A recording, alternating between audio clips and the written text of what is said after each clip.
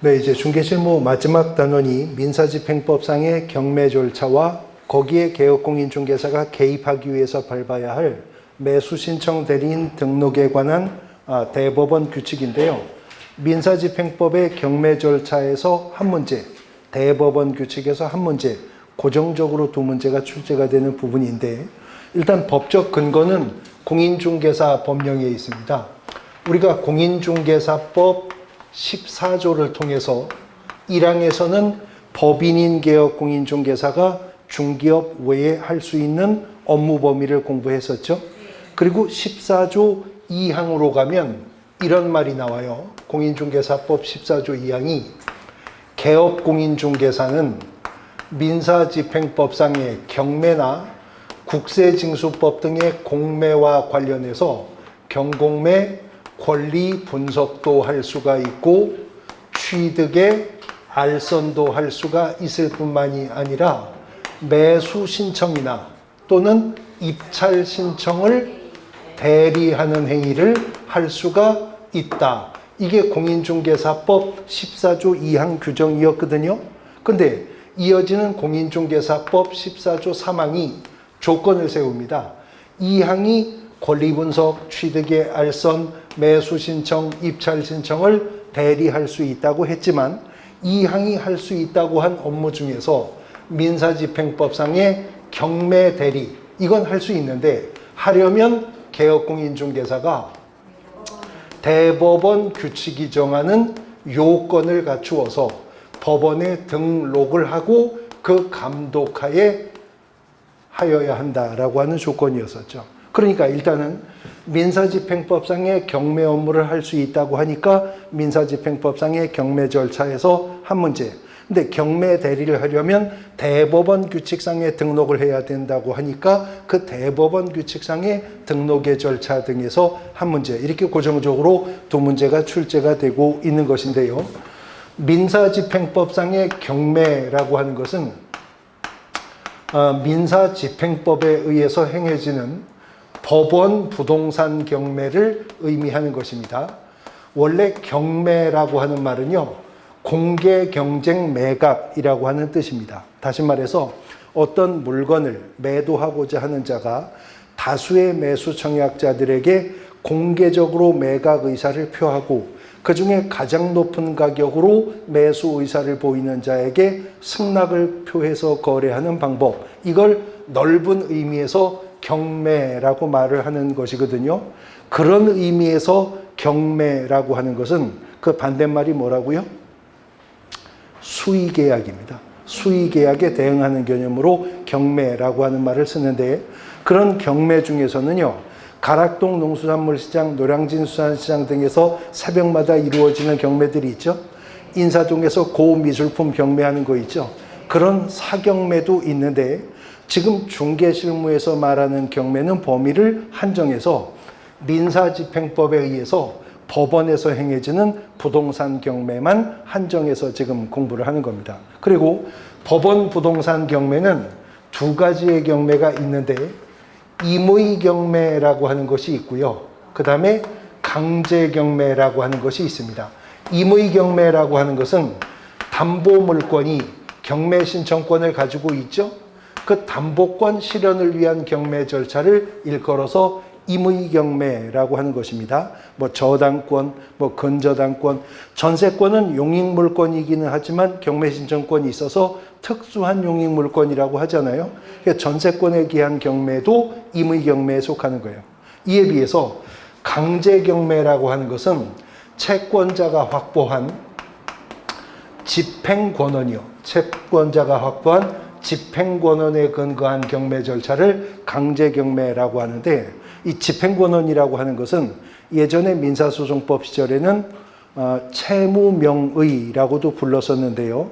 어떤 채권자가 어떤 채무자에게 급부 청구권이 있다는 것을 인정하고 그에 기해서 채권자가 채무자의 재산을 강제 집행할 수 있음을 공적으로 인정하는 문서를 집행권원이라고 합니다. 단순히 채권자에게 급부 청구권이 존재함을 인정할 뿐만 아니라 강제 집행까지도 허용하는 것이기 때문에 대부분의 집행권원은 채권자가 법원을 통해서 확보하게 돼요. 그러니까 확정된 법원의 판결문이라든가 확정 판결과 동일한 효력을 갖는 조서들, 뭐 조정조서 같은 것들, 아니면 확정된 지급명령, 이런 것들이 집행권원이 되는데, 법원을 통하지 않고 집행권원을 확보하는 방법 중에는 공증된 금전채권문서 같은 것들, 금전채권문서를 공증을 받으면 법원을 통하지 않고도 미리 집행권원을 확보할 수가 있게 된다는 것이죠. 자, 그래서 담보권 실현을 위해서 하게 되는 경매를 뭐라고요? 임의경매. 집행권원에 기한 경매는 무슨 경매? 강제경매. 그러면 오늘 방금 전 시간에 주임법, 상임법을 공부했는데, 주택 임차인이 임대차 계약 기간 종료 2개월 전에, 상가 임차인이 임대차 계약 기간 종료 1개월 전에 임대인에게 각각 갱신 거절을 통보했답니다. 그런데 임대차 계약 기간이 경과하도록 임대인이 보증금을 반환해 주지 않아요. 근데 임차인들이 대항력을 확보 유지하고 있다면 임차 주택이나 상가 건물 경매 신청할 수 있어요? 없습니다. 대항력은 그 주택이 경매 넘어갔을 때 새로운 낙찰자에게도 임차권을 주장할 수 있는 힘이지 경매 신청권은 없어요. 근데 만약에 이 임차인이 대항력을 확보한 상태에서 임대차 계약서에 확정일자를 받아 우선 변제권을 확보하고 있다면 임차 주택이나 상가 경매 신청할 수 있나요? 없습니다. 확정일자 받았으면 그 주택이나 상가가 경매 넘어갔을 때 배당 요구를 하면 후순위 물건이나 기타 채권보다 보증금 먼저 배당받을 수 있는 힘이지 경매 신청권은 없습니다. 그러면 대항력을 확보 유지하고 있고 확정일자를 받아 우선 변제권까지 확보하고 있는데 임대차 계약 기간이 경과하도록 보증금 반환을 임대인이 안 해준다. 그러면 임차인이 뭐 할 수 있다 그랬죠? 임대인 동의 없어도 임차권 등기 신청할 수 있다고 그랬죠. 임차권 등기가 되었는데도 집주인이 보증금을 안 빼줘요. 그러면 임차인은 경매 신청할 수 있을까요? 할 수 없어요. 없어요. 왜냐하면 아까도 말했지만 임차권이 등기가 되면 물권이 됩니까? 담보 물권이 되나요? 물권화할 뿐이지 채권일 뿐이죠. 그러니까 임차권 등기가 경료가 되었는데도 보증금을 안 빼준다. 그래도 경매 신청 못합니다. 그러면 임차인은 이제 뭐 할 수 있죠?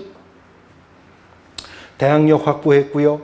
확정일자에 의해서 우선 변제권 확보했고요. 물건이 주택인데 2개월 전에 갱신 거절 통보했고요. 그랬는데도 임대차 계약 기간이 종료되어도 보증금을 반환 안 해줘서 임차권 등기 신청해서 임차권 등기까지 격려를 했는데도 임대인이 보증금을 안 빼준다. 그러면 임차인이 뭐 할 수 있어요? 더 이상 주임법상 할 게 없어요. 그러면 임차인은 이제 임대인을 상대로 보증금 반환 청구 소송 제기할 수밖에 없죠. 소송에서 임차인이 승소한 확정 판결을 받으면 이제 그게 뭐가 되는 거예요? 집행권원이 되니까 경매 신청할 수가 있게 된다는 거죠. 그래서 이런 지문이 출제되었어요. 임차인이 임차주택의 임대인에게 임차 목적물의 경매를 신청하는 경우에는 강제 경매의 모습을 띠게 된다. OX? O가 되는 거죠. 임차인이 별도로 집행권은 확보해야만 경매 신청을 할 수가 있기 때문에 그렇습니다. 어쨌든 임의경매든 강제경매든 민사집행법에 의해서 법원에서 행해지는 경매 절차인데요. 페이지를 넘어가서 그 경매 절차를 이제 보겠습니다. 472페이지부터 경매 절차가 쭉 펼쳐서 소개가 되고 있는데 그 시간의 흐름에 따르는 배열이니까 순차적으로 보면 먼저 경매 신청은 들어와야 집행법원이 경매 개시 결정을 내릴 건데 누가 경매 신청할 수 있느냐는 어떤 경매냐에 따라 달라지겠죠. 임의 경매 신청은 누가 할 수 있어요? 담보물권자가 할 수 있죠. 근데 담보권자라고 아무 때나 경매 신청할 수 있는 건 아니잖아요. 담보물권이 존재하고 피담보 채권이 존재하며 채무의 이행기가 도래하였음에도 이행이 없을 때 담보권자는 경매 신청할 수 있죠. 근데 한 가지 또 예외는 배우신 게 있습니다. 임목은 명인방법만 갖춘 수목과는 달리 등기가 되었기 때문에 소유권과 저당권의 목적이 된다고 배우셨죠? 네. 임목에도 저당권 설정할 수 있었죠. 네. 근데 임목에 설정된 저당권은 임목이 벌채가 되어 토지로부터 분리가 되어도 저당권의 효력은 그대로 미친다고 했어요. 근데 이미 토지로부터 벌채되어 분리가 되었으면 반출될 위험성이 있잖아요.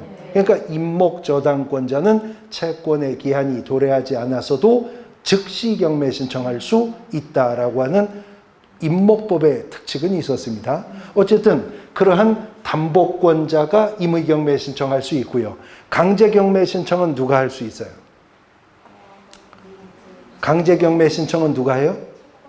어떤 채권자?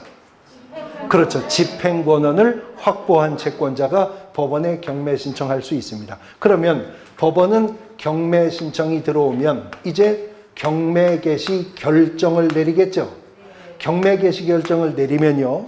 지금 민사집행법상의 경매 절차에서는 배당을 요구해야 배당을 받을 수 있는 권리자들을 대상으로 배당 요구의 종기를 결정해서 공고하게 됩니다. 그러면 배당 요구해야만 배당을 받을 수 있는 권리자들은 법원이 결정해서 공고한 배당 요구 종기 전에 배당 요구를 했어야 배당에 참여할 수가 있어요. 물론 저당권, 근저당권, 담보가 등기 이런 권리는 당연히 경매에서 배당되는 권리잖아요.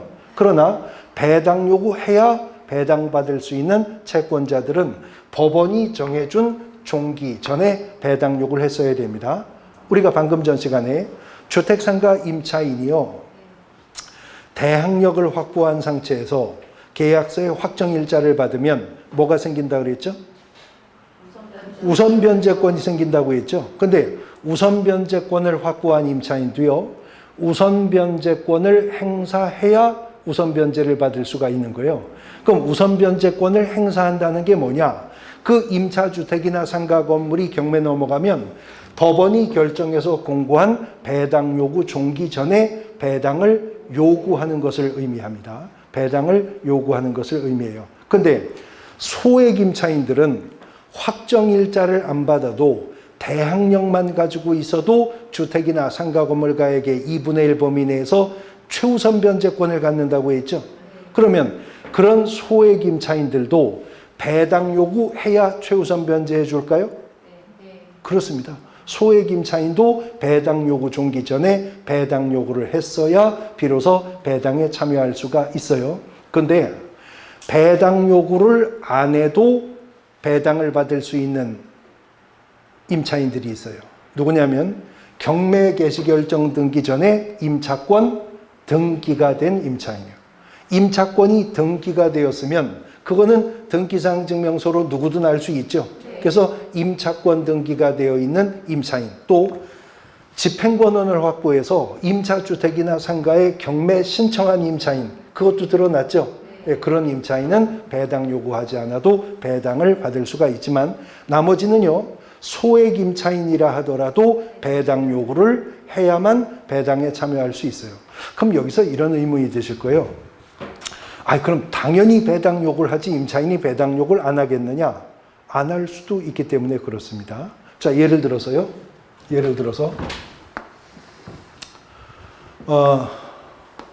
5월 2일 날 선순위 저당권이 설정되어 있습니다.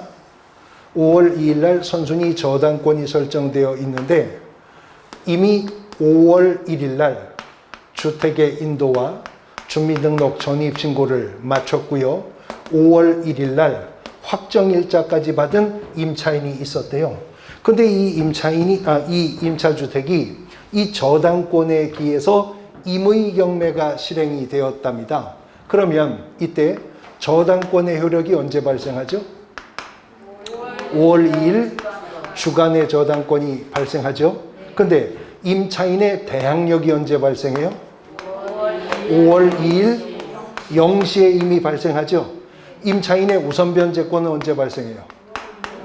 5월 2일 0시에 발생하면 날짜가 같다 하더라도 대항력이 소멸기준 권리가 될 저당권에 앞서 있죠. 우선 변제권도 그날 0시에 발생하기 때문에 이 임차인이 이 배당을 받으면 저당권보다 먼저 배당을 받는 거잖아요. 자, 그런데 예를 들어서 이 주택이 경매 넘어갔는데 배당할 금액이 2억 원이었었답니다. 배당할 금액이 2억 원이었었대요. 그런데 임차인이 배당 요구를 했었던 경우와 배당 요구를 안 했었던 경우를 한번 생각해 보죠. 임차인의 임차 보증금이 1억 5천만 원이었어요. 그리고요, 저당권 채권 금액이 1억 원이었었어요. 그런데 지금 2억 원에 매각이 되었다는 거예요. 2억 원에. 그런데 임차인이 배당 요구를 했대요. 배당 요구를 했으면 배당 금액 2억 원 중에서 임차인이 얼마 가져가요? 1억 5천 전액 가져가죠. 그러면 저당권은 5천만 원만 배당받고 말소되는 겁니다. 그리고 낙찰자는 매각대금 2억 원 완납을 했고요. 임차권은 전액 배당받아 소멸했으니까 2억 원 납부한 걸로 끝났죠. 그런데 임차인이 배당 요구를 안 했대요. 그러면 배당 금액 2억 원 중에서 저당권이 1억 원 배당받겠네요. 그리고 나머지 1억 원 가지고 후순위 물건이나 채권들이 이제 배당받아 가겠죠. 근데 임차인은 배당 요구를 안 했으니 낙찰자가 매각대금 2억 원을 완납해서 소유권을 취득하는 순간 이 임차인의 임대인 지위를 확정 승계받죠. 그렇잖아요. 그러면 2억 원 완납해서 소유권을 취득하면서 임대인의 지위를 승계받게 되니까 이제 받은 적도 없던 보증금 1억 5천만 원을 임차인에게 줘야 될 의무를 떠안게 되는 거잖아요. 그러니까 임차인이 배당 요구를 했다면 낙찰자는 매각대금 2억 원 내는 걸로 끝. 그 대신 저당권은 5천밖에 배당을 못 받고, 임차인이 배당 요구를 안 했다면 저당권자는 전액 배당을 받고 후순위 물건도 배당을 받을 수 있는데 낙찰자는 2억 원을 내고 나서도 1억 5천의 부담을 그대로 떠안게 되죠. 그러면 임차인이 어떤 판단을 하느냐에 따라서 이 물건의 매각 조건이 왔다 갔다 하잖아요. 그럼 실제로 이렇게 권리 분석되는 주택이라면 경매 처분되었을 때 임차인이 배당 요구할까요, 안 할까요? 실제로 이런 순서로 권리 분석되어 있는 주택이라면 경매 처분되면 임차인이 배당 요구를 할까요, 안 할까요? 해요? 안 해요? 아무도 몰라요. 임차인 마음이니까. 임차인은 이렇게도 다 받고 저렇게도 다 받잖아요. 아무도 몰라요. 그러면 매수 신고하는 자가 저 임차인이 배당 요구할 건지 안 할 건지를 알아야 내가 매각대금 얼마 쓸지를 결정할 수 있잖아요. 그러니까 배당 요구 종기를 결정해서 공고하고, 하려면 배당 요구 종기 전에 배당 요구하라는 거죠. 그러면요, 배당 요구 종기 전에 임차인이 배당 요구했어요. 그래서 배당 요구자 명단에 임차인이 있어요. 그래서 나는 이 임차인은 보증금 전액 배당 받겠다는 거구나. 그래서 입찰표에 응찰 가격을 썼거든요.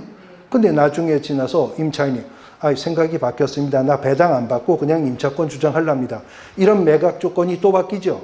그러니까 배당 요구 종기가 지나고 나면 배당 요구를 했었던 자는 배당 요구 철회할 수 없도록 하고 있는 겁니다. 자, 배당 요구 종기가 결정 공고되고 나면 이제 매각 준비를 할 겁니다. 경매 물건을 환가하기 위한 절차에 착수를 하는 거죠. 감정인을 통해서 경매 물건을 감정케 하고, 감정 가격을 통해서 여기서 이제 최저 매각 가격을 결정할 겁니다.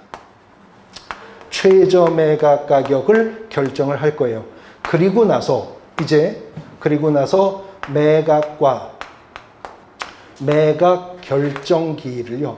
매각과 매각 결정기일을 지정해서 공고하고 이해관계인에게 통지를 할 겁니다. 그리고 이제 매각을 실시하게 될 건데, 지금 민사집행법상 매각의 방법은 세 가지의 방법이 있습니다. 호가제 경매가 있고요. 이 불을 호자 쓰는 거거든요. 지금 또 사경매 시장은 호가제로 하죠. 뭐 도자기 같은 거 하나 갖다 놓고 1억 3천부터 시작합니다. 자, 1억 4천 있습니까? 뭐 1억 5천 있습니까? 하는 거, 이 호가제 방법이고요. 그 다음에 또 하나의 방법은 기일 입찰 방법입니다. 입찰 기일을 정해서 입찰 기일에 매수 신고인들이 입찰표를 작성해서 제출을 하면 최고가 매수 신고인을 결정하는 방법인데, 민사집행법상의 경매에서 새롭게 도입한 제도가 기간 입찰입니다. 어느 하루 입찰하는 게 아니라 입찰 기간을 정해서 기간 중에 매수 신고들을 하도록 하고, 기간이 경과하면 그 중에서 최고가 매수 신고인을 결정하는 방법인데, 이 입찰 기간은요, 집행법원이 최소 일주일로부터 최장 1개월의 범위 내에서 기간을 정해서 기간 입찰할 수도 있습니다. 이렇게 해서 이제 매각을 실시하면 매수 신고하는 자들이 이른바 입찰표라고 하는 걸 작성해서 제출하겠죠. 입찰표에는 매수 신고 금액을 정하게 될 것이고, 입찰표를 작성해서 제출을 할 때 입찰 보증금을 제공해야 되거든요. 입찰 보증금을 제공해야 되는데, 이 입찰 보증금이 옛날에도 10%였는데 지금도 10%예요. 근데 뭐의 10%냐가 개정되었기 때문에 여러 번 우리 과목에서 출제가 되었는데, 옛날에 민사소송법상의 경매 절차에서 입찰 보증금은요, 응찰가의 10%였어요. 내가 매수 신고하는 금액의 10%였었다고요. 그러면 예를 들어 최저 매각 가격이 1억 원이었다 하더라도 내가 1억 8천을 응찰표에 기재했으면 입찰 보증금 얼마? 그때는 1,800. 1억 5천을 매수 신고한 자는 1,500. 2억 원을 매수 신고한 자는 2억 2천만 원을 입찰 보증금으로 제공해야 됐었다고, 옛날에는. 그러면 옛날에는 매수 신고하는 자들이 내는 입찰 보증금 액수가 다 달랐겠네요. 그러니까 경매 절차가 복잡하죠. 근데 복잡한 건 복잡한 대로 처리하면 되는데, 결정적으로 무슨 문제가 있냐면, 누가 입찰장에 얼마를 가지고 왔는지를 알면 그 사람이 얼마 매수 신고할지 알 수 있죠. 그러면 예를 들어서 은행 직원까지 연결된 무슨 브로커 세력이 있어서 매수 신고하러 온 자들이 인출한 금액을 훤히 손바닥 보듯이 볼 수 있는 사람이 있다면, 지금 여기 온 사람 중에 1,800만 원 오늘 아침 인출한 게 최고 금액이다. 이거 1억 8천 쓸 것 같은데 우리 1억 8천 100만 원 써보자. 이렇게 나올 수 있잖아요.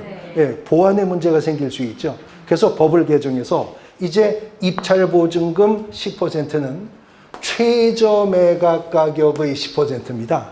그러면 2억 원을 매수 신고하는 자라 하더라도 입찰 보증금은 얼마? 1,000만 원 내는 거예요. 그러면 누구든 매수 신고인이 내는 입찰 보증금은 금액이 같아집니다. 뭐의 10%니까? 최저 매각 가격의 10%니까요.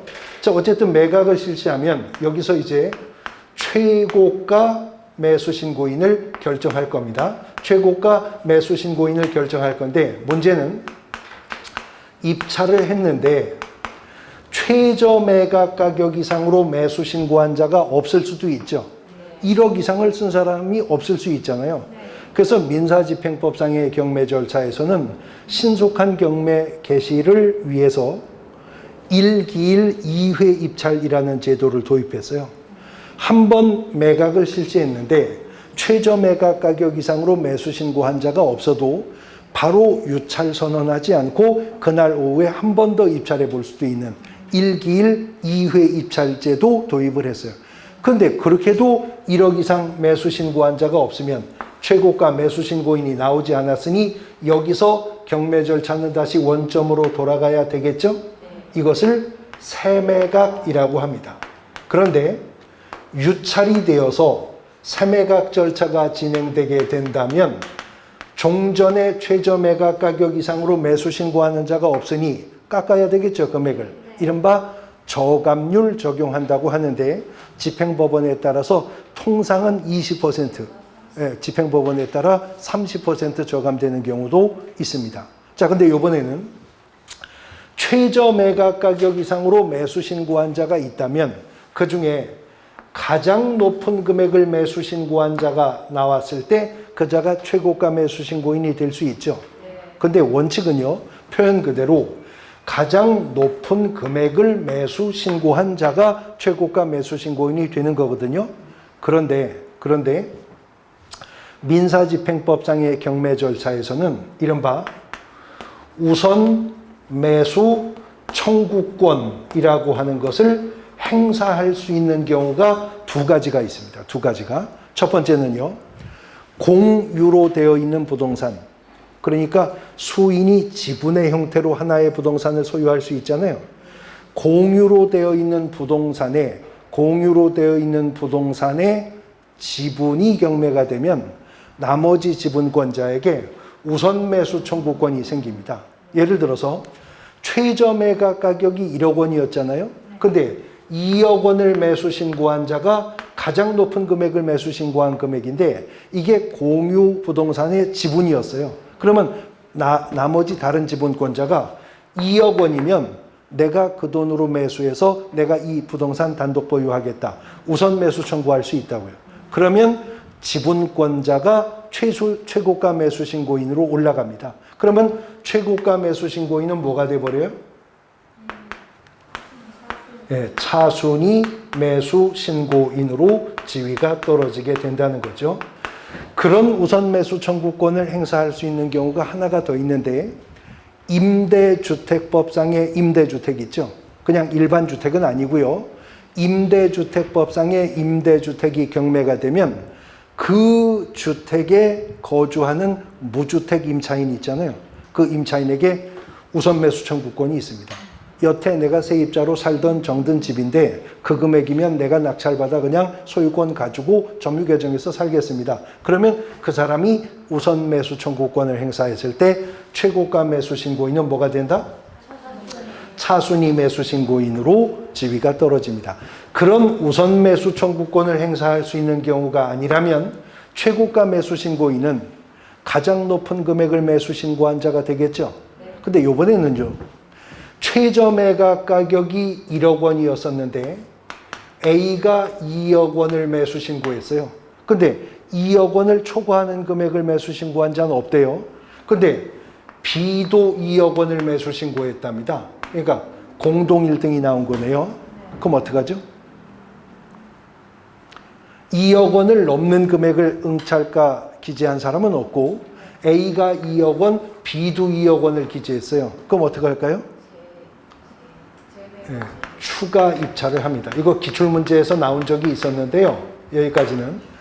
그때는 경매 절차는 무효로 하고 처음부터 경매 절차를 다시 진행한다. 이렇게 해서 틀린 지문으로 출제되었거든요. 그때는 그들끼리만 결승정하는 겁니다. 공동 1증인 A와 B만 추가 입찰을 하는 겁니다.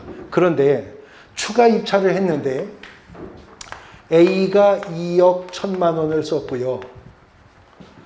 B가 2억 2천만 원을 썼다면 이제 결승전에서 결정났죠? 네. B가 최고가 매수 신고인 되는 거죠?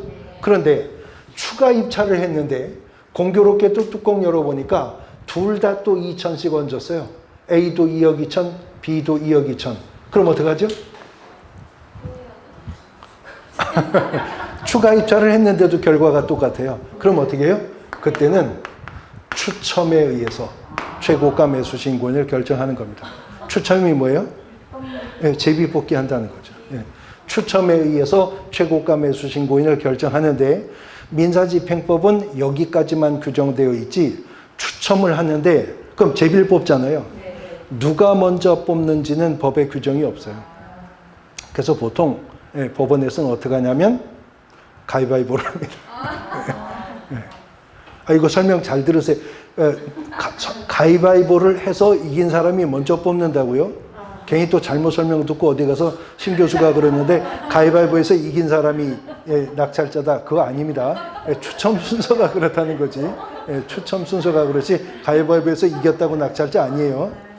그렇게 해서 최고가 매수 신고인을 결정을 합니다. 그러면 최고가 매수 신고인이 결정되잖아요. 그럼 이 최고가 매수 신고인에게 법원은 매수를 허가할 거냐, 불허가할 거냐 여부를 결정을 하게 될 것이라는 거죠.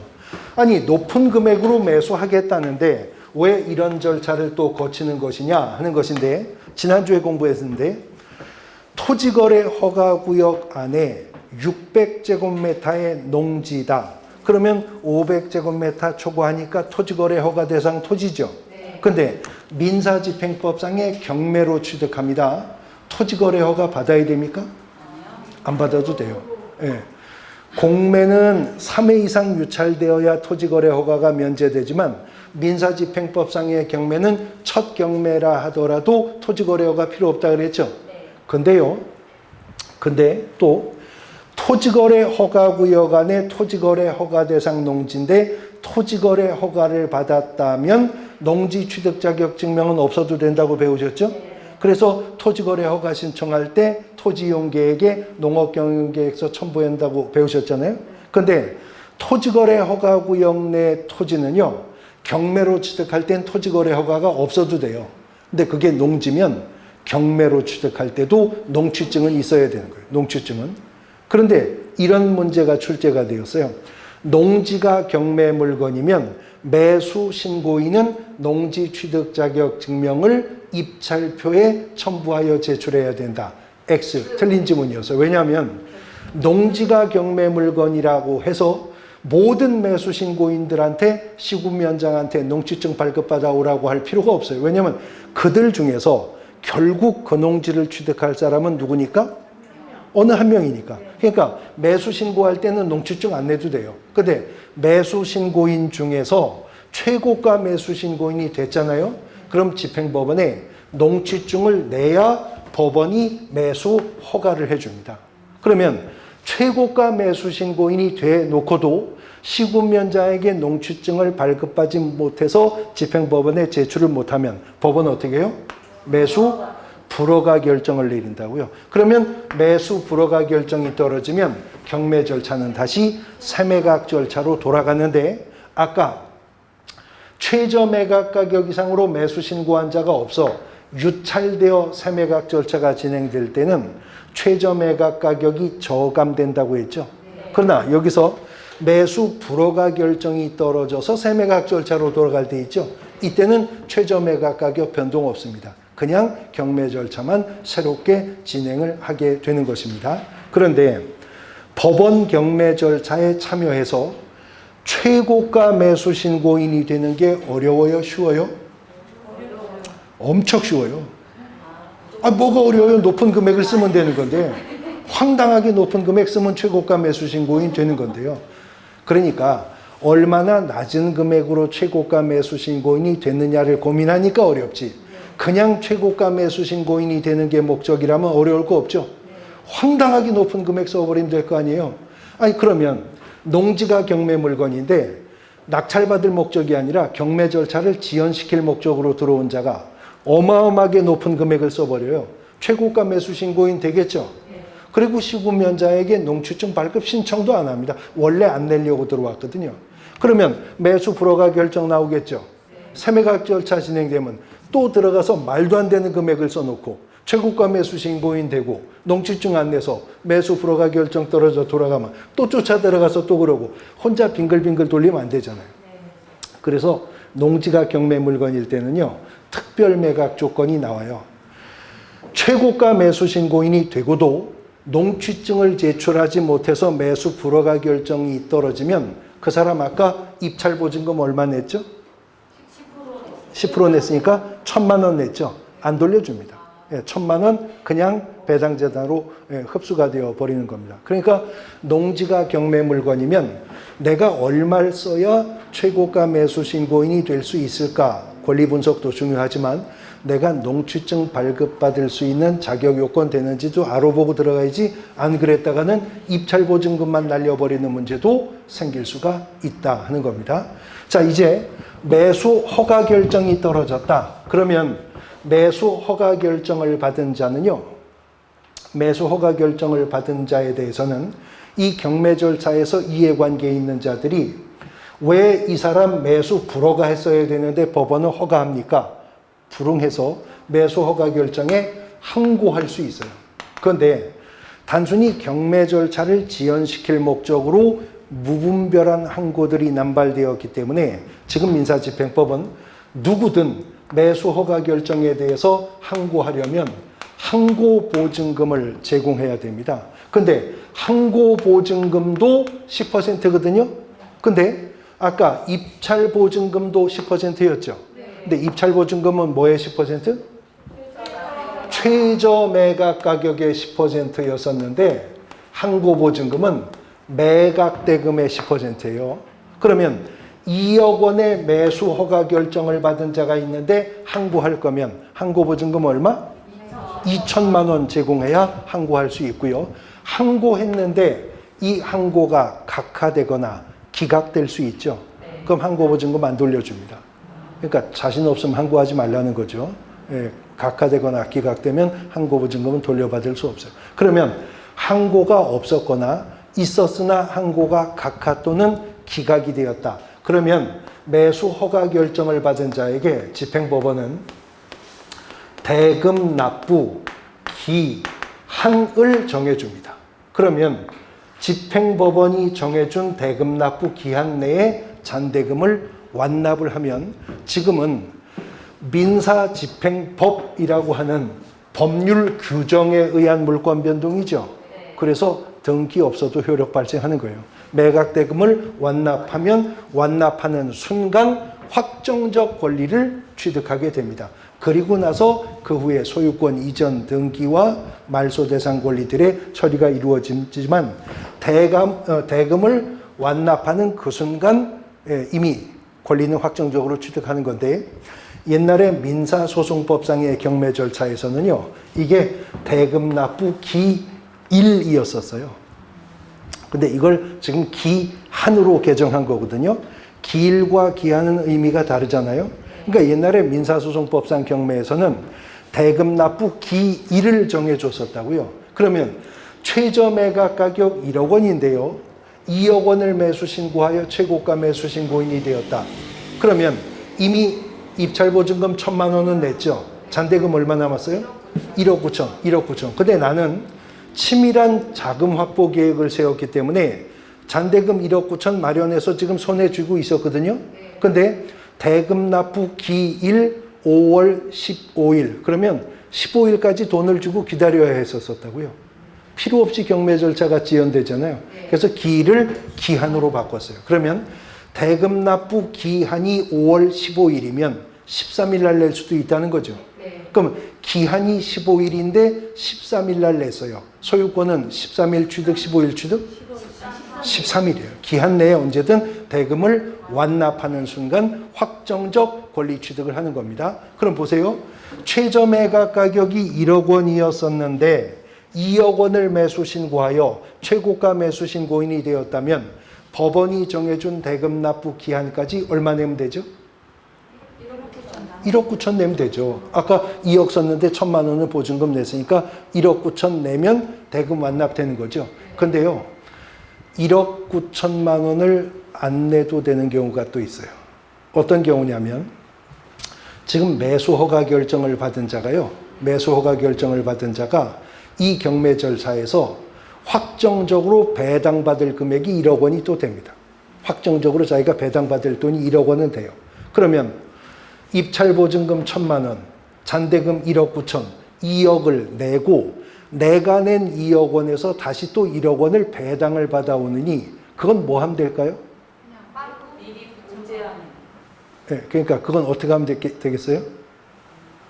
아니, 민법을 배우셨으니까 좀 유식하게 말하면 그렇죠. 상계 신청하면 되겠죠. 내가 배당받을 돈 1억 원 있으면 내가 낸 돈에서 어차피 받아올 거니까 그건 어떻게 해요? 상계 신청하면 되죠. 상계 신청을 하면 나머지 9천만 원만 내도 대금 완납의 효과는 생길 수가 있게 될 것이다 하는 겁니다. 문제는요. 매수 허가 결정까지 받아놓고도 자금 확보 계획을 잘못 세워서 대금 납부 기한이 경과하도록 그 잔대금을 못 내는 사람이 있을 수 있죠. 이때 여기서 경매 절차를 다시 그냥 원점으로 돌리면 경매 절차가 너무 지연되기 때문에 이때는 차순위 매수 신고인이 있으면 차순위 매수신고인에게 지위가 승계되는데, 아까 최고가 매수신고를 했다가 우선 매수 청구권이 가능한 경우여서 우선 매수 청구권자가 우선 매수 청구함으로 지위가 밀려 차순위 매수신고인이 되는 경우 보셨죠? 그 경우가 아니라면 차순위 매수신고인은 누굴 말하는 거예요? 그렇죠. 수석, 차석할 때 차이니까 2등이죠.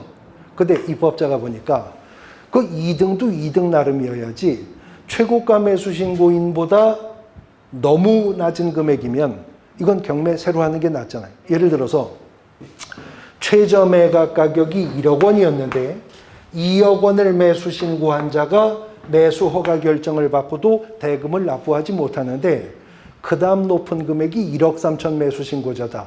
1, 2등 차이가 너무 나죠? 그러니까 이 사람은 차순위 매수 신고인 안 됩니다. 2등이어도. 어느 정도는 이 사람한테 따라 붙었어야 되거든요. 그 어느 정도를 민사집행법이 뭐라고 했냐면 최고가 매수 신고인이 매수 신고한 금액에서 입찰 보증금을 뺀 금액을 초과했을 때 차순위 매수 신고인이 될 수 있어요. 다시 한번 설명. 최고가 매수 신고인이 매수 신고한 금액에서 입찰 보증금을 뺀 금액을 초과했어야만 차순위 매수 신고가 가능해요. 그러면 사례 적용해 봐요. 최저 매각 가격이 1억 원이었는데 2억을 매수 신고한 자가 최고가 매수 신고인이 되고 매수 허가 결정을 받고도 대금을 완납하지 못했습니다. 그런데 1억 9천만 원을 매수 신고한 자가 있다면 차순위 매수 신고인 됩니까? 안 되죠. 왜냐하면 초과했어야 한다니까. 경과해야 되니까. 넘었어야 되니까.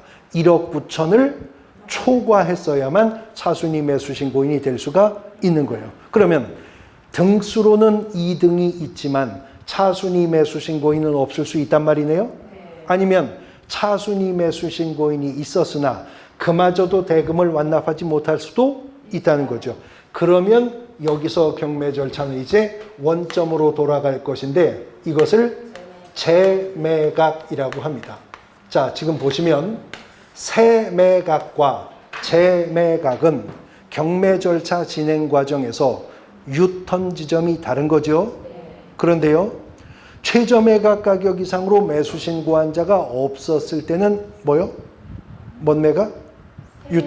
세매각. 그 다음 최고가 매수 신고인이 있었으나 매수 불허가 결정이 떨어져서 돌아가는 거, 거기까지는 세매각. 그 다음에 매수 허가 결정을 받은 자가 대금을 완납하지 못하고 차순위 매수 신고인이 없거나 그도 대금을 완납하지 못해서 돌아갈 때는 재매각인데, 재매각 절차가 진행되면 전 경매 절차에서 매수 허가 결정을 받고도 대금 납부하지 못한 자 있죠.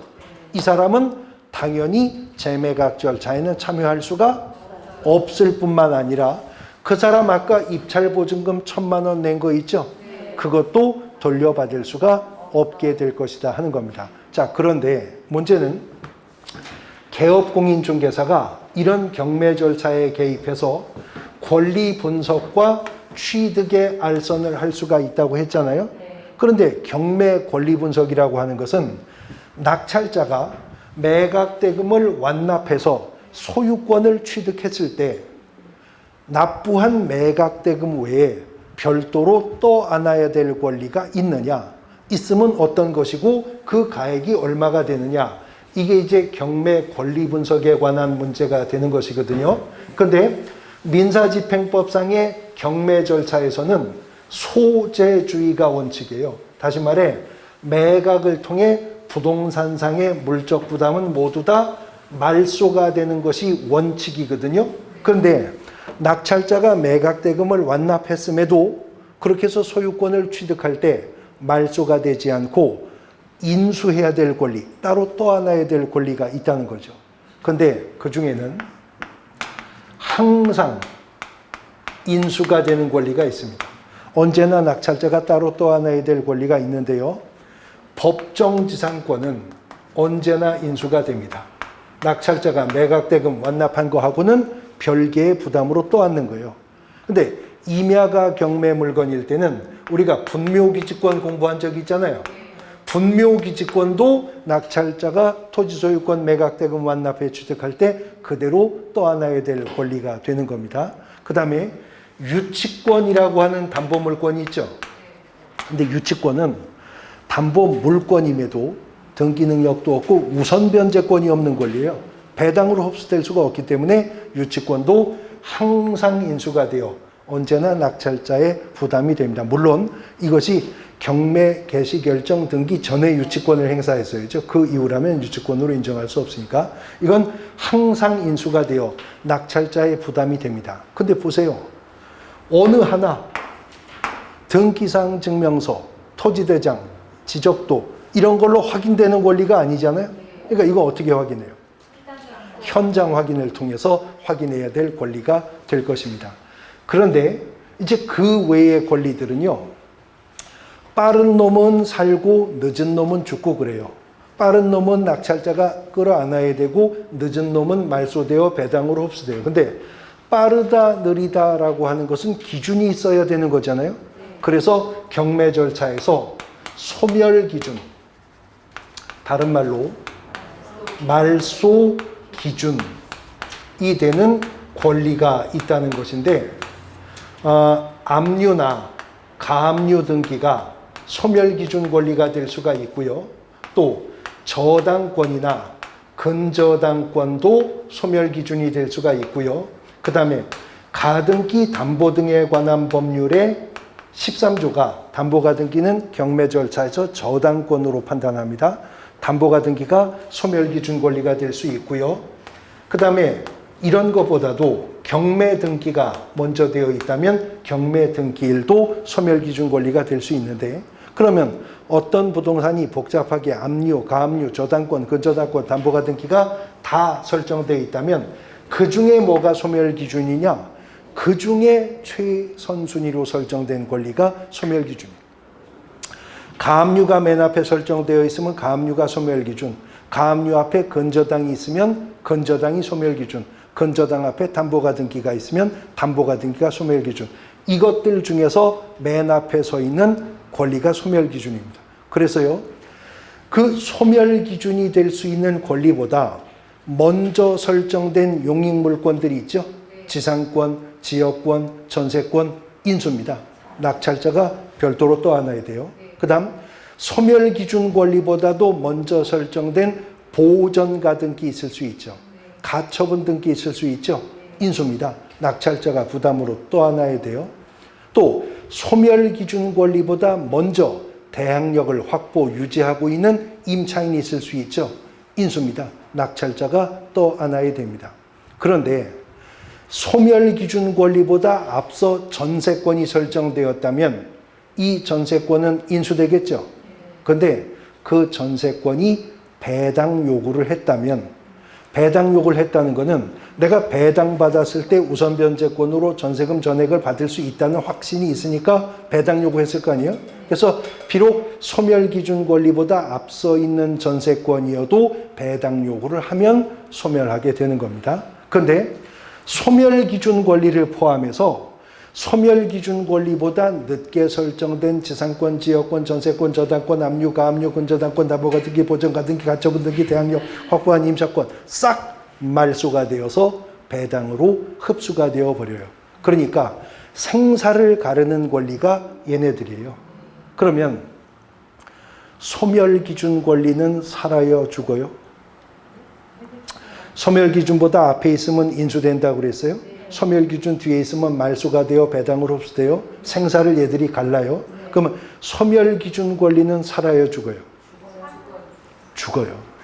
소멸기준 권리가 말소되면서 그 뒤의 권리들을 함께 말소시키는 겁니다. 그러니까 소멸기준 권리 그러면 논계를 생각하세요. 논계. 자기도 죽는데 혼자 죽는 게 아니라 뒤에 있는 담보물권, 용익물권 다 끌어안고 배당으로 뛰어내려서 다 죽여버려요. 자기도 죽으면서. 그러니까 경매 절차에서 인수되는 저당권이라는 게 있겠어요? 없죠. 소멸기준 권리도 소멸하니까. 인수되는 근저당권이라는 거 있겠어요? 없겠죠. 소멸기준 권리도 소멸하기 때문에 그렇다라고 하는 것입니다. 자, 그러면 예를 들어서 여기에 근저당이 설정되었어요. 여기 근저당이 설정되었고 그 다음에 임차인이 대항력을 확보했어요. 그리고 나서 또 근저당이 설정되었어요. 지금 1번 근저당이 설정되고 임차인이 대항력을 확보했고 2번 근저당이 설정되었어요. 근데 2번 근저당이 경매 신청할 수 있나요? 네. 경매 신청할 수 있죠. 그러면 소멸 기준은 뭐예요? 1번. 그래도 1번 근저당이 소멸 기준이 되는 거예요. 소멸 기준 권리가 되는 것 중에 가장 앞에 있는 게 소멸 기준이라고 했으니까. 그러면 2번 근저당이 경매 신청했어도 소멸 기준은 1번 근저당이죠. 1번 근저당보다 늦게 확보한 대항력, 이 대항력은 낙찰자에겐 대항할 수가 없는 것입니다. 그러니까 우리가 민법에서 중개실무에서 대항력을 주임법, 상임법에서 공부하는데요. 대항력이 있다 없다라고 하는 건 사실 그냥 있다 없다라고 말할 수 있는 게 아니라 누구에게 대항할 수 있다거나 누구에게는 대항할 수 없다라고 하는 상대성을 가진 개념이라는 거죠. 그러니까 임차인이 혹시 이 임차주택이 경매 넘어갔을 때 내가 낙찰자에게도 임차권을 주장할 수 있어야 되겠다. 그러면 무엇보다 대항력을 먼저 확보했어야 돼요? 그럼요. 소멸기준 권리보다도 먼저 대항력을 확보했어야 비로소 그 대항력이 당해 주택이나 상가가 경매 처분되었을 때 낙찰자에게 임차권 주장할 수 있는 대항력이 된다라고 하는 것입니다.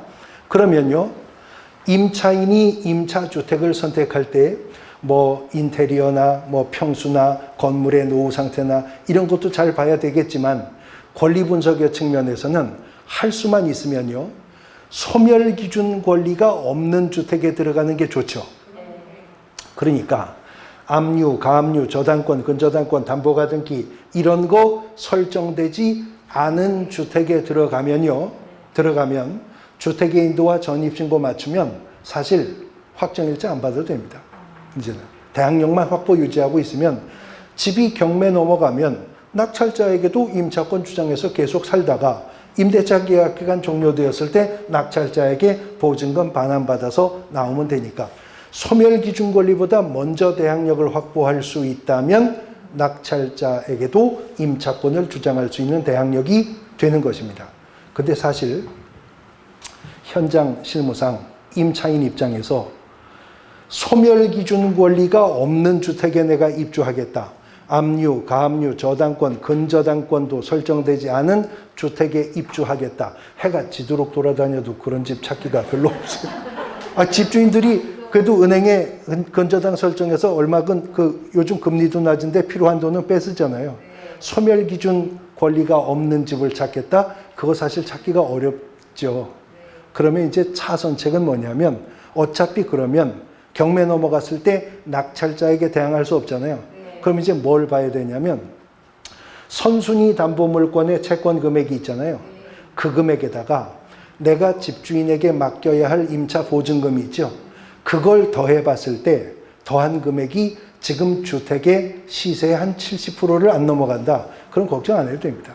들어가서 확정일자 받으면 돼요. 확정일자 받으면 물론 낙찰자에겐 임차권 주장할 수가 없지만 선순위 근저당 은행에서 배당받고 나머지 금액으로도 내가 보증금 전액 배당받는 거 한두 차례 유찰되어도 큰 위험이 없거든요.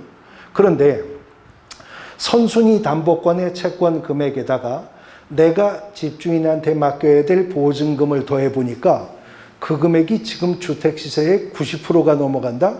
그럼 이 집 경매 넘어가면 보증금 다 못 받고 나올 가능성이 90%가 넘은 거죠. 왜냐하면 경매에서는 매매보단 낮은 금액으로 낙찰되거든요. 그러니까 그 부분을 유의하셔야 돼요. 근데 다시 한번 대항력은 있다 없다가 아니고 누구에게 대항할 수 있다, 누구에게 대항할 수 없다라고 하는 개념, 상대성인 개념이라고 했잖아요. 자, 그럼 이번에는 여기 저당권이 설정되었어요. 여기 가압류 등기가 있습니다. 근데 여기 가등기가 있어요. 소멸 기준이 뭡니까? 이거 소멸 기준이 뭐가 소멸 기준이에요? 자, 지금 여기 가등기가 있다니까요. 가등기가. 네, 소멸 기준이 뭐예요? 소멸 기준이 이게 될 수도 있고 저게 될 수도 있죠. 왜요? 이게 무슨 가등기냐에 따라. 자, 이게 담보 가등기예요. 그럼 소멸 기준은 뭐예요? 담보 가등기가 소멸 기준이죠. 근데 이게 소유권 이전 청구권 보전 가등기예요. 그럼 소멸 기준은 뭐예요? 이게 소멸 기준이 되는 거죠. 그러면 선순위에 가등기가 있다면 그게 무슨 가등기냐에 따라 낙찰자 입장에서는 매우 안전한 물건일 수도 있고 매우 위험한 물건일 수도 있는 거네요. 자, 이게 담보 가등기라면 낙찰자가 매각대금 완납한 거 외에 따로 떠안을 게 없어요. 소멸 기준 권리와 함께 싹 말소될 거니까. 근데 이게 소유권 이전 청구권 보전 가등기라면 소멸 기준은 뭐예요? 이 저당권이 소멸 기준이죠. 그러면 내가 매수 허가 결정을 받아 매각대금 완납하는 순간 소유권은 취득하는데 소멸 기준 권리 앞에 있는 보전 가등기는 말소의 대상이 되지 않죠. 살아있죠. 그러면 나중에 이 보전 가등기권자가 본등기를 행할 수 있게 되면 순위 보존의 효력에 따라 낙찰자는 소유권을 잃게 돼버리잖아요. 그러니까 매우 안전한 부동산일 수도 있고 매우 위험한 부동산일 수도 있죠. 그러면 가등기가 맨 먼저 설정되어 있는 부동산이라면 권리 분석에서 이게 무슨 가등기인지 확인해 봐야 되겠죠. 근데 담보 가등기인지 보전 가등기인지 등기부 확인만으로 알 수 있어요? 아니요, 몰라요. 가등기가 돼 있을 때 그 담보 가등기인지 보전 가등기인지를 등기상 증명서 열람으로 알 수 있나요? 알 수? 알 수? 있어요. 네. 알 수 있어요. 어떻게 알 수 있어요? 읽어보면 알 수 있어요. 써 있어요. 소유권 이전, 보전 가등기, 담보 가등기, 등기 원인도 다르잖아요. 대물 변제 예약인지 매매 예약인지 다를 거잖아요. 그러니까 일단 등기사항 증명서로 확인할 수 있는데, 자, 그러면 보전 가등기였다고 쳐요. 이게 보전 가등기였어요. 이게 보전 가등기였었고 임차인이 대항력을 확보했고요. 그 다음에 저당권이 설정되었답니다. 그러면 소멸 기준 뭐죠? 저당권이 소멸 기준이 되죠. 그럼 소멸 기준 권리보다 먼저 대항력을 확보했으니 2주택 경매 넘어가도 낙찰자에게 임차권 주장할 수 있죠. 그래서 경매 넘어갔는데도 낙찰자에게 임차권 주장하면서 며칠 더 살았어요. 근데 소멸 기준 권리보다 앞서 있는 보전 가등기 말소되지 않는다고 그랬잖아요. 이 보전 가등기권자가 본등기를 행했습니다. 그러면 임차인이 보전 가등기권자에게도 임차권 주장할 수 있어요? 없어요. 보전 가등기가 되고 나서 대항력 확보했잖아요. 경매 넘어갔으면 낙찰자에게 임차권 주장할 수 있었는데 소유권이 보전 가등기권자에게 가면 보전 가등기권자에게 임차권 주장 못하는 거예요. 그러니까 대항력이 있다 없다? 낙찰자에게는 있지만 보전 가등기권자에게는 없는 거잖아요. 근데 예를 들어서 임차인이 대항력을 확보하고 그리고 이 주택에 소유권 이전 청구권 보전 가등기가 설정되고 그리고 저당권이 설정되었다. 역시 소멸 기준은 뭐예요? 저당권이 소멸 기준이니 소멸 기준 권리보다 앞서 대항력을 확보한 임차인, 임차주택 경매 넘어갔어도 낙찰자에게 임차권 주장할 수 있죠.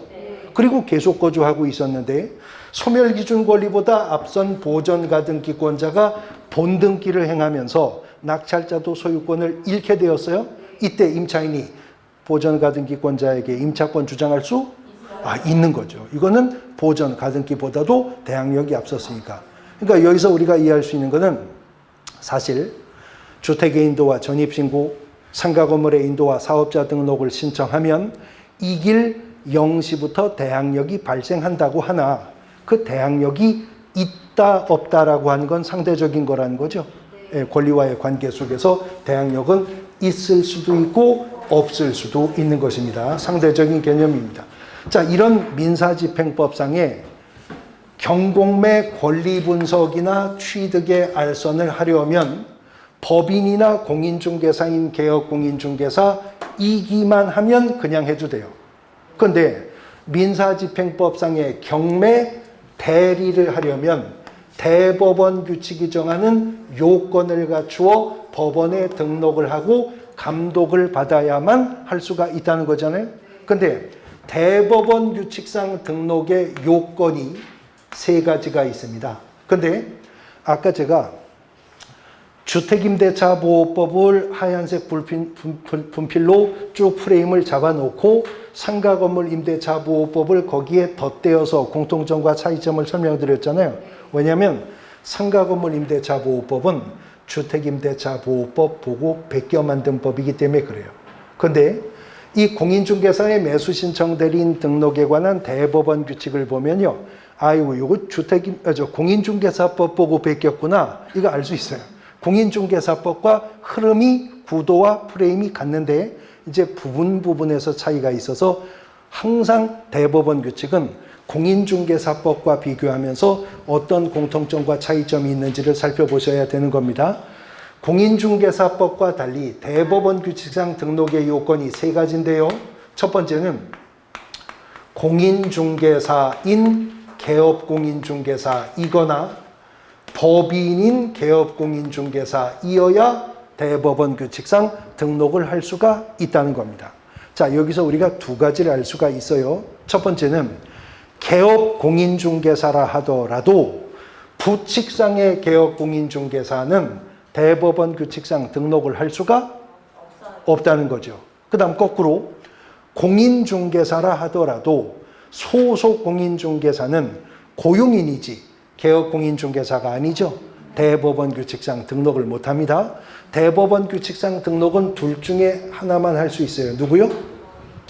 공인중개사인 개업공인중개사이거나 아니면 법인인 개업공인중개사만 등록할 수 있는데 이들이 등록을 하려면 경매 실무교육이라는 걸 받았어야 됩니다.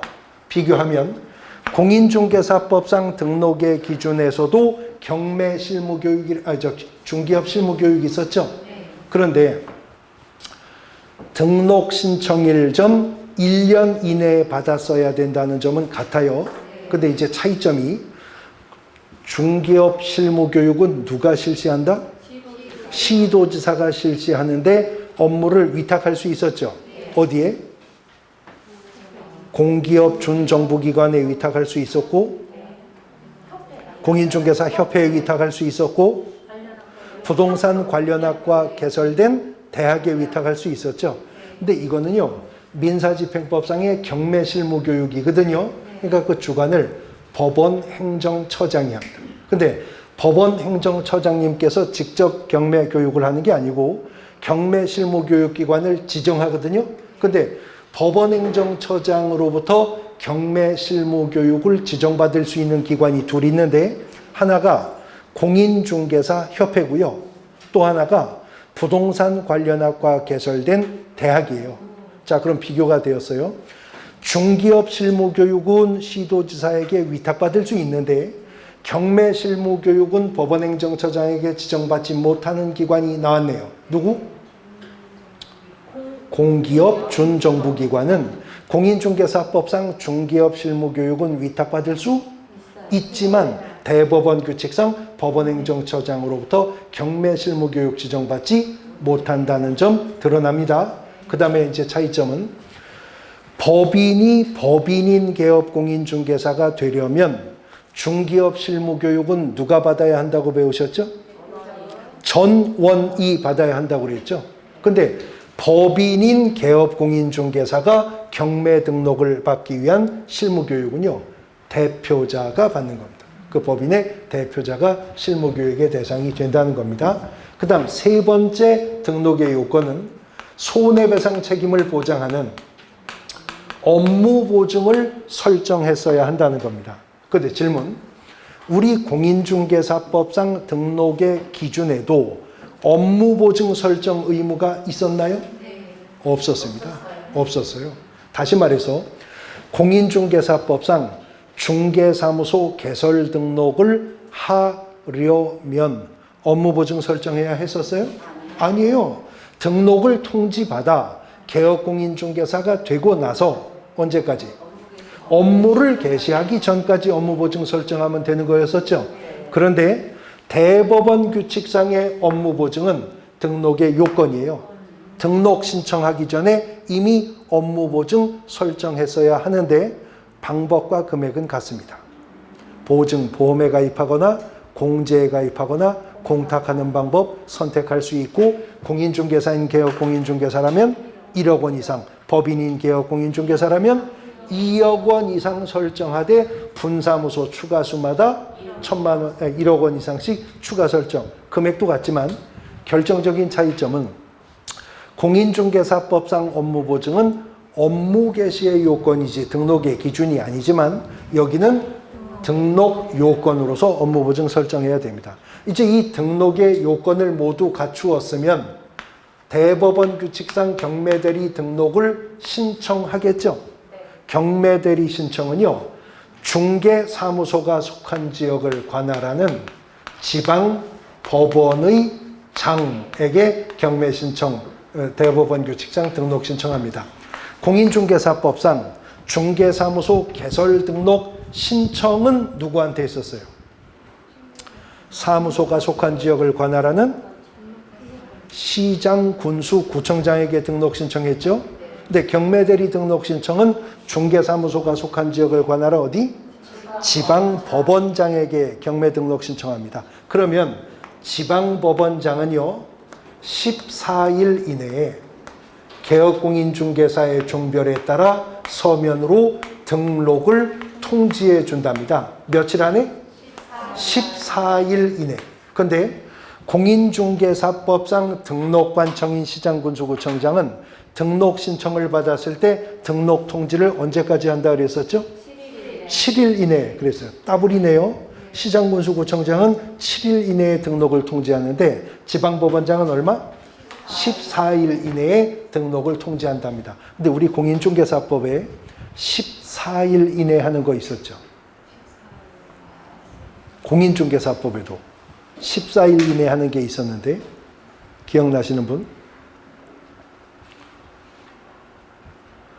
전속중개계약을 체결하면 업무 처리 상황을 의뢰인에게 통보하는데 2주일에 1회 이상 문서로 업무 처리 상황 통보하라. 그 2주일이 14일이죠. 예, 거기서 우리가 14일을 본 적이 있어요. 대법원 규칙에서는 14일 이내에 개업공인중개사의 종별에 따라 서면으로 등록을 통지하는데 그럼 14일 이내에 지방법원장은 등록의 요건을 모두 확보했는지 확인해야죠. 그리고요, 대법원 규칙에도 결격사유 규정이 있어서 결격사유에 해당하는지 여부를 확인해야 됩니다. 근데 공인중개사법의 등록의 결격사유는 공인중개사법 10조 1항 1호부터 12호까지 있었어요. 1호부터 12호까지. 근데 대법원 규칙상 등록의 결격사유가 대법원 규칙에 따로 있는데요. 476페이지 보십니다. 하단부에 보시면 결격사유입니다. 매수신청 대리인 등록의 결격사유인데 1항 매수신청 대리 업무와 관련해 매수신청 대리인 등록이 취소된 후 3년이 지나지 아니한 자. 공인중개사법에서도 중기업 등록 취소 후 3년이 경과하지 아니한 자 결격이었죠. 경매 등록도 취소되면 3년이 결격이 되는 게 원칙이에요. 단 중기업을 폐업 신고했기 때문에 경매 등록 취소되었을 때는 3년 적용 안 합니다. 그 다음 두 번째는 민사집행법에 따라 민사집행 절차에서 매각에 관해 유죄 판결을 받고 2년이 지나지 아니한 자, 즉 경매와 관련해서 형법상 유죄 판결 받는 거 있어요. 뭐 입찰방해죄, 뭐 준점유강취, 뭐 이런 것들. 경매와 관련해서 형법상 유죄 판결 받았으면 얼마? 2년간 결격사유. 그 다음 3항 매수신청 대리 업무정지 처분을 받고 폐업 신고한 자로서 업무정지 기간이 지나지 아니한 자. 중기업의 업무정지 기간 중 폐업한 자도 잔여기간 결격이었죠. 그거 그대로 베껴왔어요. 그 다음에 오른쪽에 매수신청 대리 업무정지 처분받은 자가 법인인데 법인이 업무정지 사유가 발생할 당시 임사원이었던 자. 공인중개사법에 똑같은 거 있었죠. 그거 그대로 베껴왔어요. 그 다음 5항 이 결격에 해당하는 자가 임사원으로 있는 법인이 결격이다. 공인중개사법에 똑같은 거 있었죠? 공인중개사법에서 베껴왔어요. 그런데 질문, 공인중개사법의 등록의 결격 사유자 중에 미성년자 있었나요? 공인중개사법의 결격 사유자 중에는 미성년자 있었죠? 피성년 후견인 있었죠? 피한정 후견인 있었죠? 파산자도 있었죠? 근데 이러한 자들이 지금 박스 안에 없어요. 그러면 그런 자들이 대법원 규칙상 등록 가능해요? 미성년자, 피성년 후견인, 피한정 후견인, 파산자, 금고 이상형의 수용자 이런 자들이 대법원 규칙상 이 등록 가능하겠냐고요? 불가능하죠. 불가능한데요. 불가능한데 대법원 규칙은 그런 말을 또 할 필요가 없었던 게 개업공인중개사라야 이 등록할 수 있다면서요. 거기에 해당하는 자라면 개업공인중개사도 될 수가 없는 자였어요. 그러니까 당연히 공인중개사법의 결격에는 하나도 해당하지 않는다는 전제 하에 여기에도 해당하지 않아야 대법원 규칙상 등록을 할 수 있다라고 하는 것을 알 수가 있는 것입니다. 이제 페이지 넘어가서 등록의 절차를 밟아 등록을 하면 480페이지 괄호 5번에 보시면 개시 의무가 있는데 먼저 우리가 공인중개사법 17조를 통해서 공부한 4가지 개시 의무 사항이 있었죠. 중개사무소 개설등록증 원본, 공인중개사 자격증 원본, 요율 및 한도의 회에 보증 설정 증명서류 게시해야죠. 근데 그대로 베껴왔어요. 여기도 사무소 안에 보기 쉬운 곳에 게시해야 된다. 공인중개사법 17조 그대로 베껴왔는데 매수신청 대리인 등록증, 그 다음에 보수표, 그리고 대법원 규칙에도 업무보증 설정 의무 있잖아요. 보증 설정 증명서류를 게시하여야 한다. 그러니까 개업공인중개사가 대법원 규칙상 등록을 필요했다면 게시해야 될 것은 7가지 이상이죠. 공인중개사법에서 4가지, 대법원 규칙에서 3가지. 근데 왜 제가 7가지 이상이라고 할까요?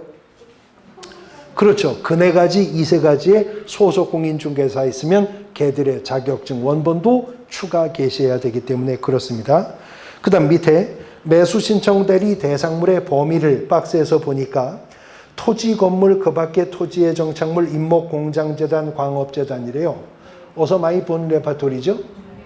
네. 공인중개사법상의 중개 대상물과 대법원 규칙상의 경매 대상물이 동일하다라고 하는 걸 알 수 있습니다. 자, 이런 토지, 건물, 임목, 공장, 재단, 광업, 재단에 대해서 매수신청 대리 업무하는 구체적 내용들이 이제 펼쳐집니다. 아래 박스에 매수신청 보증 제공할 수 있고, 입찰표 작성 제출할 수 있고, 차순위 매수 신고할 수 있고, 매수신청 보증을 돌려줄 걸 요구할 수 있고, 공유자나 임차인들의 위임을 받아 그들의 우선 매수 청구권을 대행할 수도 있고, 그들이 우선 매수 청구하여 위임인이 차순위 매수 신고인이 될 때 지위를 포기하는 행위도 대행할 수 있는데, 이런 경매 대리 행위를 할 때 1번 매각장소 출석의 원문을 보시면 개업공인중개사는 대리 행위를 하는 경우 매각장소 또는 집행법원에 우찌해야 된다? 직접 출석해야 된다. 자, 부동산 거래 신고는 중개 완성의 결과로 토지 건물 매매 계약이 체결되었다 하더라도 방문 신고한다면 개업공인중개사가 신고관청에 직접 출석하지 않을 수 있는 길이 있음을 배우셨죠. 누구 보낼 수 있었어요? 소속 공인중개사가 대행하여 부동산 거래 신고할 수 있었어요. 근데 경매 대리 행위는 그거 안 됩니다. 대법원 규칙상 등록한 개업공인중개사가 매각 장소 또는 집행법원에 직접 출석을 해야 되고, 그때 대리권 증명 문서를 제출을 해야 되며, 공인중개사법엔 없는데 대법원 규칙에 있는 것이 사건 카드라는 걸 작성해서 위임인에게 교부하고 5년간 보존을 하랍니다. 5년간. 공인중개사법은 오래전에 삭제했는데 대법원 규칙에 있어요. 그 다음에 페이지 넘어가 보시면 확인 설명 의무인데, 공인중개사법 25조 그대로 베껴왔어요. 성실 정확하게 근거 자료를 제시하면서 확인 설명을 해야 된다. 똑같습니다. 단 중개대상물 확인 설명서는 3년간 보존이었죠. 근데 위민에게 교부한 경매물건 확인 설명서는 5년간 보존하도록 하고 있고요. 공인중개사법에 신고 의무들 있는데 대법원 규칙에도 신고 의무가 있고 공인중개사법 33조에 9가지 금지행위가 있었는데 대법원 규칙에도 별도 금지행위가 있으니까 이를 살서 비교해 두실 필요가 있습니다. 자, 이제 6번에 법원 이장 등 표시금지 규정인데요. 괄호 1번에 보면 매수 신청 대리인 등록을 한 개업공인중개사는 사무소의 명칭이나 간판에 고유한 지명 등 법원행정처장이 인정하는 특별한 경우를 제외하고는 법원의 명칭이나 휘장 등을 표시해서는 아니 된다. 자, 비교할 것이 명칭 사용이 공인중개사법에서는 자귀 의무였어요. 개업공인중개사는 중개사무소의 명칭에 공인중개사 사무소 또는 부동산 중개라는 문자를 써야 한다고. 또 중개사무소에 5개 광고물을 설치한다면 개업공인중개사의 뭐요? 성명을 얼마나게? 인식할 수 있는 정도의 표기로 표기해야 된다고. 공인중개사법은 써야 한다 그랬죠. 근데 대법원 규칙은요, 부작위 의무예요. 이등록했다고, 대법원 규칙상 이등록을 했다고 개업공인중개사가 법원의 명칭이나 법원의 휘장을 표시하면 안 된다. 표시하면 안 된다. 근데 그 앞에 보시면 그 위에 줄에 고유한 지명 등 법원행정처장이 인정한 특별한 경우는 어떻게 한다? 제외하고 법원의 명칭을 쓰면 안 된답니다. 그게 무슨 뜻이죠? 저도요, 이 강의를 오래 하면서 이게 뭔 뜻인지 몰랐어요. 그냥 특별한 경우를 제외하고는 법원의 명칭을 쓰면 안 된다? 아니 그러면 특별한 경우면 법원의 명칭을 써도 된다는 거잖아요. 그게 뭔 뜻인지 몰랐는데요. 몇 해 전에 제가 집사람하고 캠핑장 부지를 다니느라고 경기도 일대를 쭉 다니다가 보니까요. 저 경기도 파주시에 가니까 법원읍 법원리가 있더라고요. 동네가 파주에 법원읍 법원리가 있어요. 그러면 법원읍 법원리에서 중개업하는 개업공인중개사가 법원공인중개사 사무소 이렇게 명칭 쓸 수 있어요? 아니, 법원에서 중개업해서 법원공인중개사 사무소라는데 그거는 뭐라고 할 수 없잖아요. 그때 제가 거기를 가면서 아 이게 그 뜻이구나 하는 걸 알았습니다. 그 앞에 보니까 고유한 지명 등의 특별한 경우를 제외하고는 그러니까 파주시 법원읍 법원리에서 중개업하는 사람이 간판에 법원공인중개사라고 쓸 수 있는 거죠. 그런 경우를 제외하고는 그렇대요. 그 다음에 개업공인중개사가 대법원 규칙상 등록이 취소되면 출입문의 내외부에 그 표시를 제거해야 되고 대법원 규칙상 업무정지 처분을 받으면 그 사실을 중개사무소 출입문에 표시하도록 하는 의무, 공인중개사법과 차이가 있습니다. 자, 이 얘기입니다. 공인중개사인 개업공인중개사 요것만 하고 마칠게요. 공인중개사인 개업공인중개사 A씨가 공인중개사법상 행정처분을 받을 수도 있고 대법원 규칙상 행정처분을 받을 수도 있겠죠. 그런데 공인중개사인 개업공인중개사 A씨가 대법원 규칙상의 등록을 필하였다면 이제 A씨는 중개업도 할 수 있지만 경공매 관련 업무도 할 수가 있게 되는 거죠. 그런데 이 공인중개사인 개업공인중개사 A씨가 공인중개사법상 중개사무소 개설 등록이 취소가 되었습니다. 중개업 등록이 취소되었어요. 중개업 할 수 있어요? 못하죠? 그럼 경매 업무는? 못해요.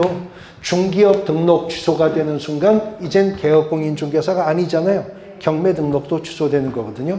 그러면 공인중개사인 개업공인중개사 A씨가 업무정지 처분을 받았어요. 중개업에. 중개 업무 정지 처분을 받았으면 그 기간 동안 중개 업무 못하죠? 네. 당연히 경공매 업무도 못하는 겁니다. 그 기간 동안은. 그런데 공인중개사법에는 아무런 행정처분을 받은 적이 없고 A가 대법원 규칙상 등록이 취소되었어요. 경매 등록. 중개업 할 수 있죠. 경매 업무만 못하는 거지. 그러니까 공인중개사법상 등록이 취소되었다면 개업공인중개사는 7일 안에 등록증 반납해야죠. 그리고 뭐 하래요? 지체 없이 간판 철거하라 그랬어요. 간판 철거. 근데 이때는 중개업은 계속 할 수 있잖아요. 경매 대리는 못하니까 간판 철거가 아니고 내 외부에 대법원 규칙상 등록의 표시만 제거하면 된다는 거죠. 근데 대법원 규칙상 경매 업무 정지 처분을 받았다면 그 기간 동안 중개업 할 수 있어요? 경매 대리만 못하는 거죠. 그러니까 이때는 출입문에 내가 언제부터 언제까지 경매 대리 업무 정지 처분을 받았으니까 경매 위임하실 분은 들어오지 마시고 새 얻거나 땅 팔거나 집 살 분은 들어오십시오. 표시하라는 거죠. 그래서 대법원 규칙상 업무 정지 처분을 받으면 출입문에 표시하도록 하는 규정을 둔 겁니다. 이제 뒤에 지도감독 행정처분 벌칙이 나오지만 구체적인 제재 사유는 아직은 한 번도 문제가 출제가 된 적이 없습니다. 자, 이렇게 해서 심화 이론 과정 모두 마무리했고요. 다음 주부터는 핵심 요약 과정과 단원별 문제풀이 과정인데 단원별로 요약집을 통해서 핵심 이론 요약을 하면서 해당 단원에서 최근에 문제가 어떻게 출제되었는지를 분석해 나가 볼 것인데요. 32회 공인중개사 시험에서 어떤 문제가 출제될 것인가를 가장 확실하고 안전하게 예측하는 것은 관련한 단원에서 지금까지 어떤 문제가 출제되었는지를 통해 출제 경향성, 출제 기법을 우리가 확실하게 판단해 볼 수가 있는 거거든요. 다음 주부터는 그 작업 진행하도록 할 겁니다. 오늘 수업 여기까지입니다. 수고하셨습니다.